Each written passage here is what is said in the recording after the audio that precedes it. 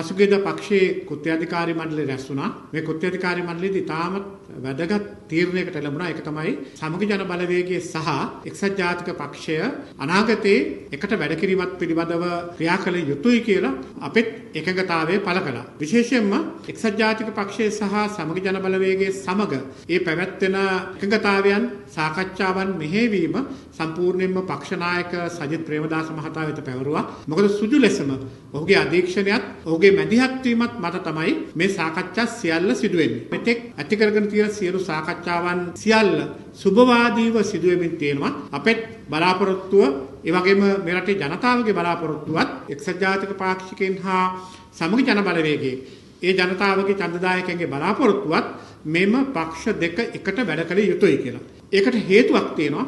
ඒක තමයි 2024 ජනාධිපතිවරණයේ ප්‍රතිඵල දිහා බලපුවම මේ ප්‍රතිඵල විකෘති වුණේ ඇත්තටම අපේ බෙදීම නිසා.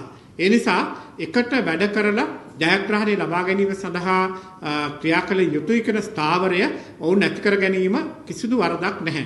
ඒ නිසා සමගි ජන බලවේගයේ මූලික වෙච්ච දේශපාලන සන්ධානයක් මේ වෙනකොටත් ගොඩනගලා තිබෙනවා. එකට වැඩ කිරීම සඳහා අපිත් එක්ක දේශපාලන පක්ෂ ගණනාවක් ක්‍රියා කරමින් තිබෙනවා. ඒ අතරතුර එක්සත් ජාතික පක්ෂයත් සමගත් එකට වැඩ කිරීම පිළිබඳ ප්‍රතිපත්තිමය තීන්දුවක් අපි අරගෙන තිබෙනවා. ඉතින් අනාගතයේ කොහොමද මේ ප්‍රතිපත්ති තීන්දුවට අනුව වැඩ කරන්න කියන එක තීරණය කිරීම පක්ෂ දෙකේ කෘත්‍යාධිකාරී මණ්ඩල තීරණය කරයි. ඊට පස්සේ අපි එන ඕනෑම මැතිවරණයකට කොහොමද තරඟ කරන්න කියන කාරණා පිළිබඳව ප්‍රතිපත්තිමය අවශ්‍යයෙන් තීරණයක් අරගෙන ක්‍රියා කරන්න බලාපොරොත්තු වෙන බව පැහැදිලිව ප්‍රකාශ කරන්න කැමැතියි.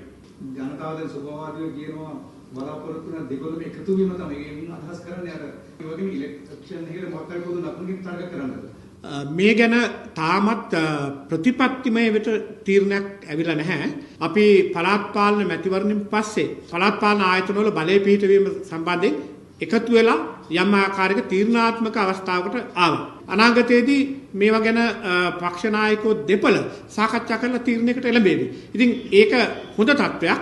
ඉතින් විශේෂයෙන් කියන්න ඕන මහ ජනතාව අපේක්ෂා කරන ඒ තැනට එන්න මම හිතන පක්ෂ නායකයන් දෙපළටම යම් කාල සීමාවක් දෙන්න වෙයි.